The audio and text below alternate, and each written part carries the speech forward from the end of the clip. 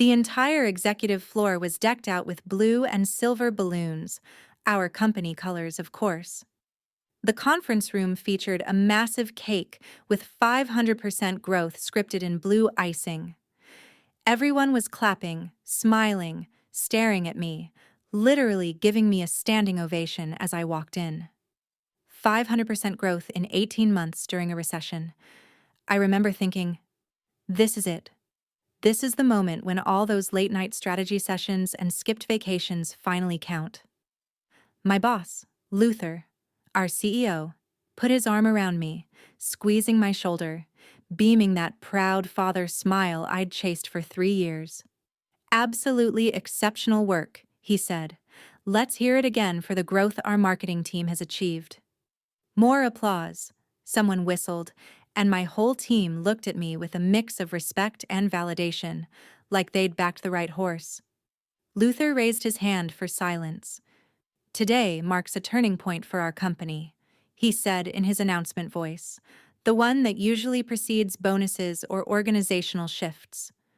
With this momentum, we need fresh, forward-thinking leadership to take us to the next level. I nodded, thinking he was leading up to my promotion, the VP position they'd dangled for 18 months. Then the door opened, and in walked this kid. Literally a kid. 20-something, perfect haircut, designer suit slightly too big. Luther's smile widened. I'd like to introduce everyone to Drew, my son.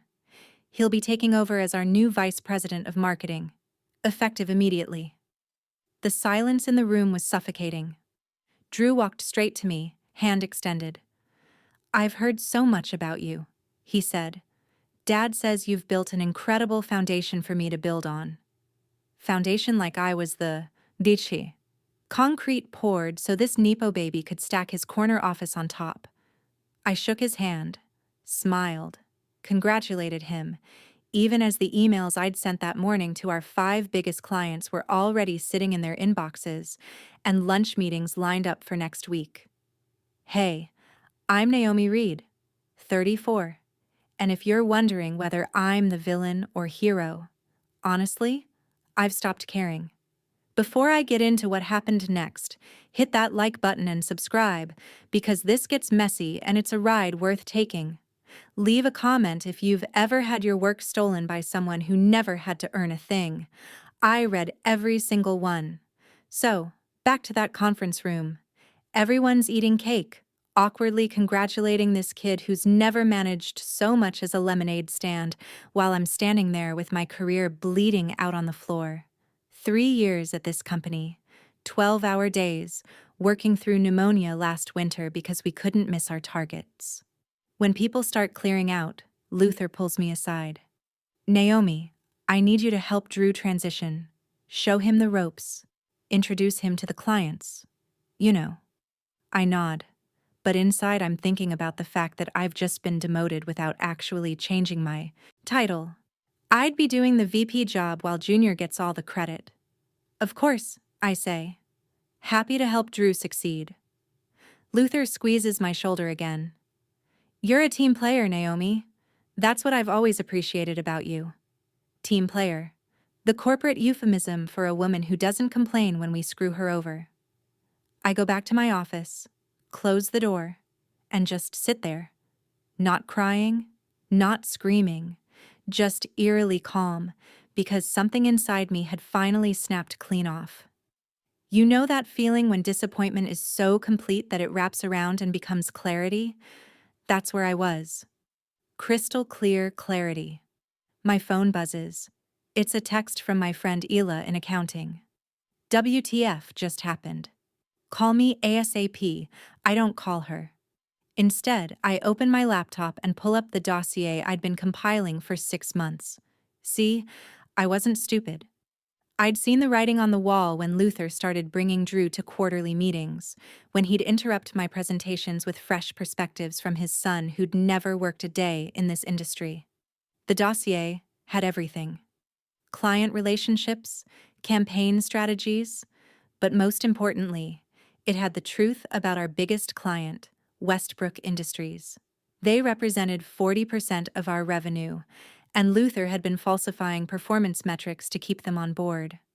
I discovered it by accident 3 months earlier, and instead of reporting it, I documented everything.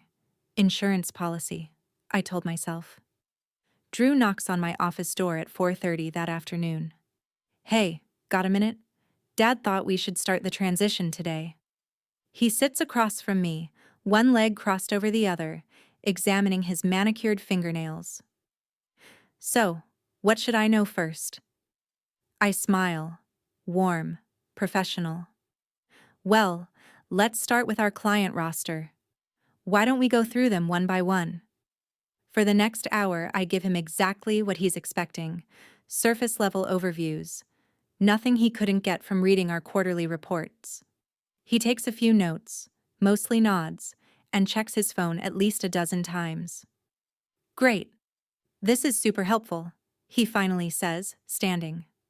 Dad's taking me to dinner with the Westbrook team next week. Maybe you could prep me before that.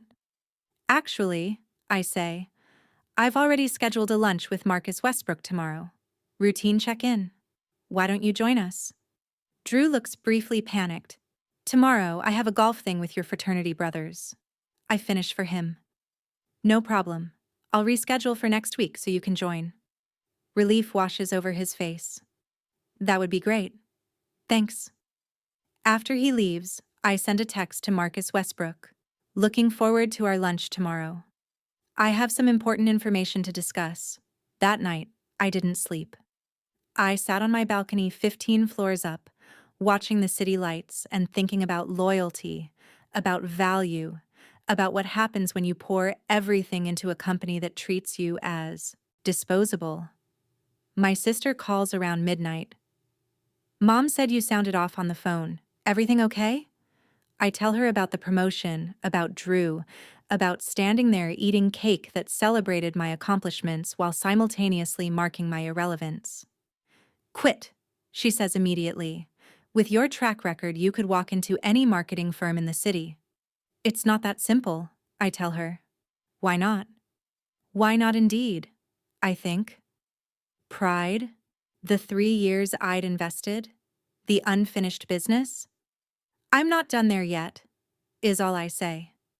The next morning, I dress carefully. Dark blue suit, minimal jewelry, hair pulled back. Professional? Forgettable. The kind of woman who gets passed over for promotions.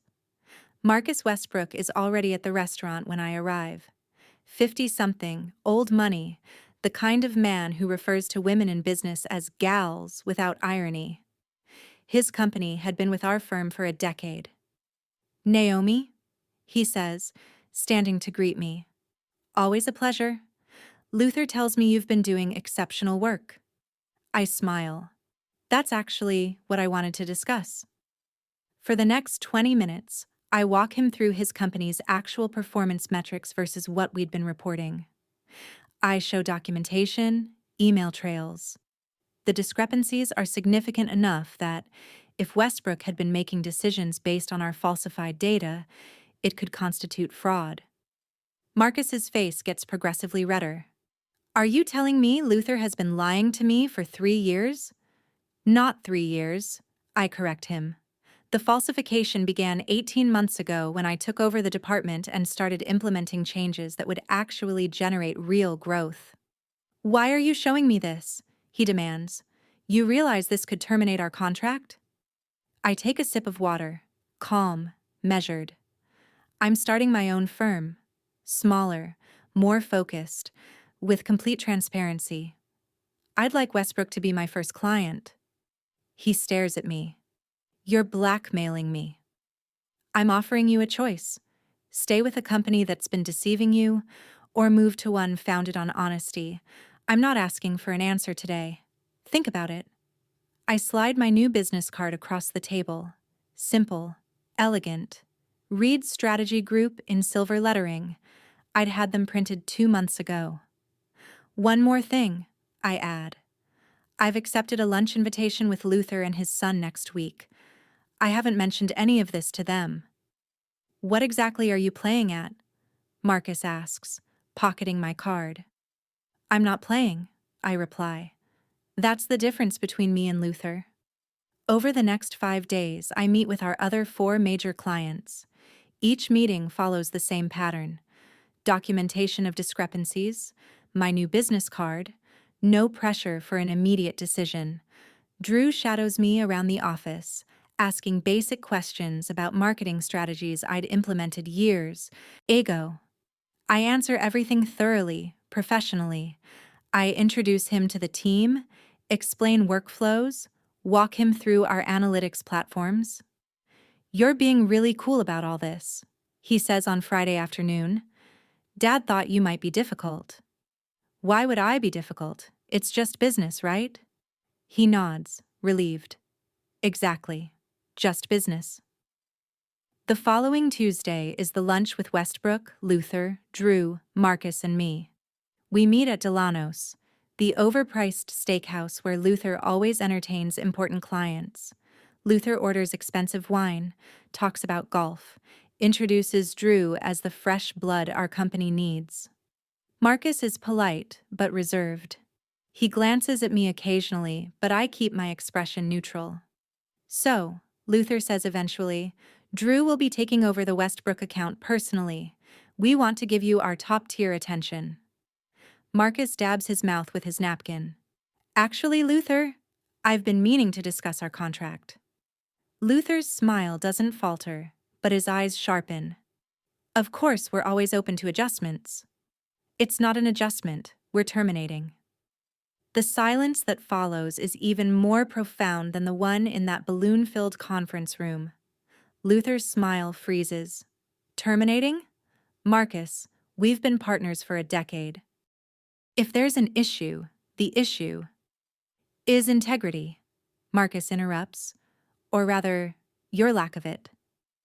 Luther's eyes flick to me, then back to Marcus. "I don't understand. Naomi has shown me the actual performance metrics for our campaigns compared to what you've been reporting to us." Drew looks confused. "What's he talking about, Dad?" Luther's face has gone pale. "Marcus, whatever you think you've seen, I'm sure there's a simple explanation." "Save it," Marcus says, standing. "We've already signed with Reed Strategy Group, effective immediately." He nods at me, drops his napkin on the table, and walks out. The look Luther gives me: if hatred could burn, I'd be ash on that restaurant floor. "What did you do?" he whispers. I take a sip of the expensive wine he ordered. "Nothing you wouldn't have done. It's just business, right?" I wish I could tell you that was the end of it. That one client was enough to make my point. But revenge is like those fancy multi-course meals. Once you've had a taste, you want the full menu. Before Luther could even process what happened with Westbrook, the other 4 clients called, terminating, all signing with Reed Strategy Group. So here's where you need to decide if you're with me for the rest of this story, because it gets darker. If you're still here, hit that like button and subscribe. Drop a comment telling me if you think I went too far or not far enough. After that lunch, where Westbrook publicly fired Luther's firm, the restaurant staff practically had to peel him off the ceiling. His face went through this fascinating color transformation, white to red, to a disturbing shade of purple I'd never seen on a human being before. "You ungrateful bitch," he hissed across the table. "After everything I've done for you?" Drew just sat there, mouth slightly open, looking between us like he was watching a tennis match he never bought tickets for. I placed my napkin on the table and stood. "Thank you for the opportunity, Luther." And Drew. I turned to him with my most professional smile. "Best of luck with your new position. I'm sure you'll grow into it." As I walked out, I could hear Luther already on his phone, voice tight with panic, probably calling his lawyers. But here's the beautiful thing about documentation. I had copies of everything. Every falsified report, every email where Luther directed me to adjust numbers, every single receipt. By the time I reached my car, my phone was blowing up. First Illa from accounting. "What did you do?" Then my team members, one after another. then the COO. I turned my phone off and drove straight to my new office space, a modest suite I'd leased 2 weeks earlier. The next morning, the company's stock had dropped 12%. Losing 5 major clients representing over 70% of your revenue will do that. Luther called me 17 times. I let every call go to voicemail. On the 18th call, I picked up. "You have exactly 30 seconds, I said. "Name your price," he growled. "Whatever you want. Come back, bring the clients, and I'll make you executive vice president." I actually laughed. "That's your offer? A better title at a company that's currently in freefall." "What do you want, Naomi? Money? Take it. A board seat? It's yours." I wanted recognition for my work. I told him I wanted what I'd earned, but you couldn't stand the idea that a woman built something valuable in your company, could you? So, you handed it to your son, who couldn't tell a marketing strategy from a grocery list. This isn't about Drew. It's exactly about Drew, and your ego, and the fact that you think loyalty only flows upward. "I'll sue you for client theft," he threatened, "for corporate espionage." "Go ahead," I said calmly, "and I'll submit all my evidence of fraud to the SEC. See who comes out worse."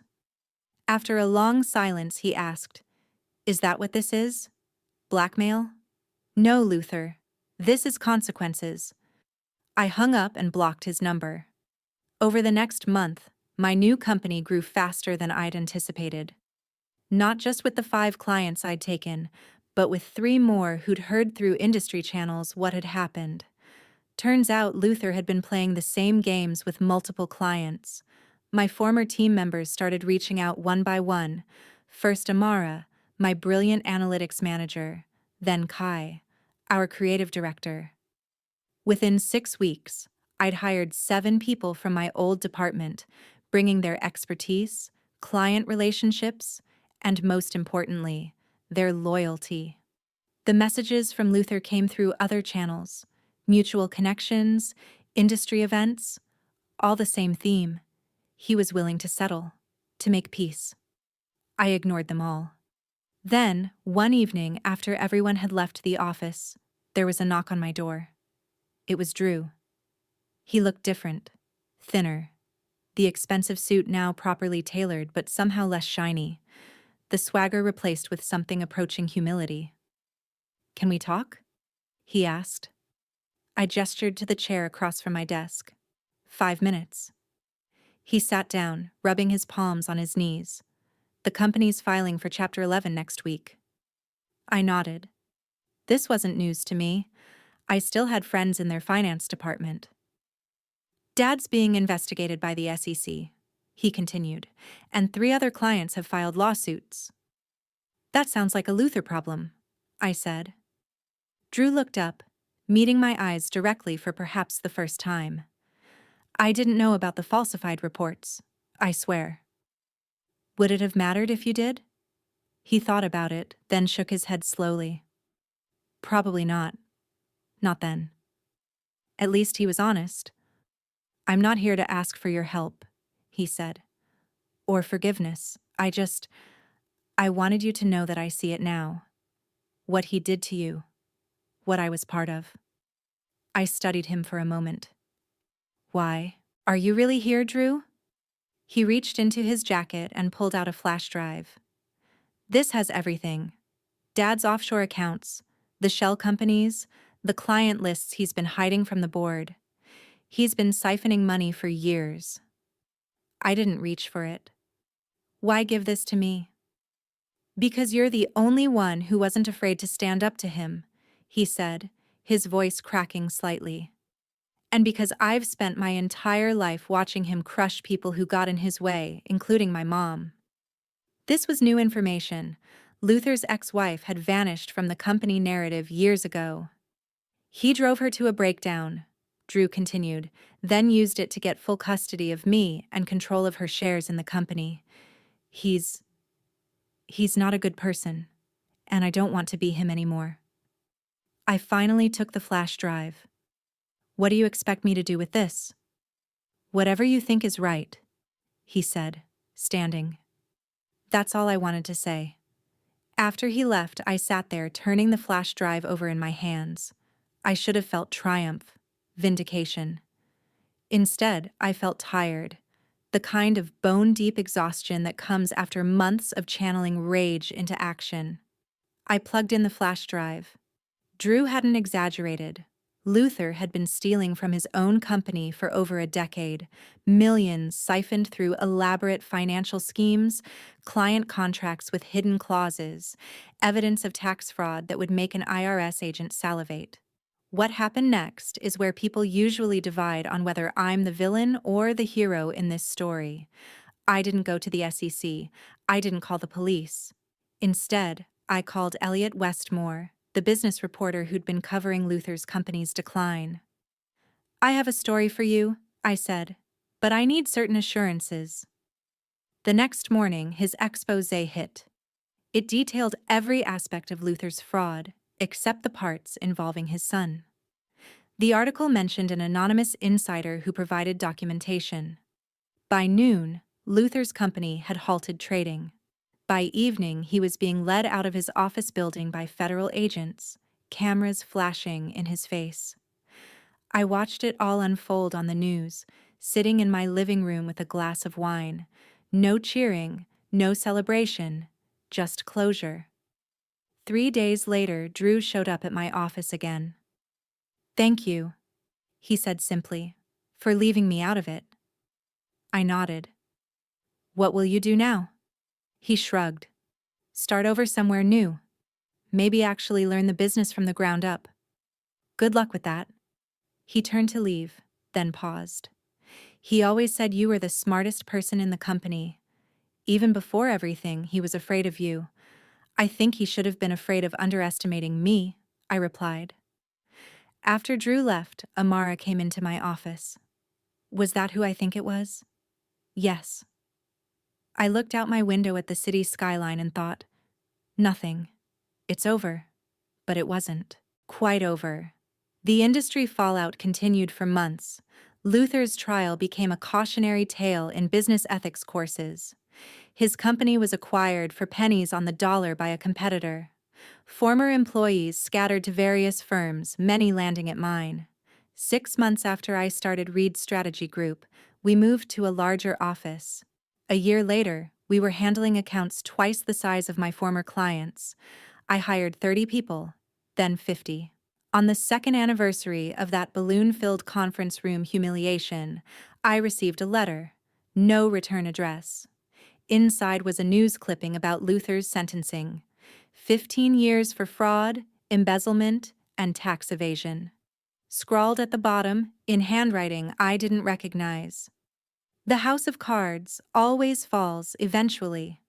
I never found out if it was from Drew or someone else. It didn't matter. Last month, Reed Strategy Group was acquired by one of the largest marketing conglomerates in the country. The terms included full autonomy for me and my team, and a board seat for yours truly. The press release cited our unprecedented growth and industry-leading client retention. The irony isn't lost on me. I built something from the ashes of betrayal that ended up more valuable than what was taken from me. So, that's my story.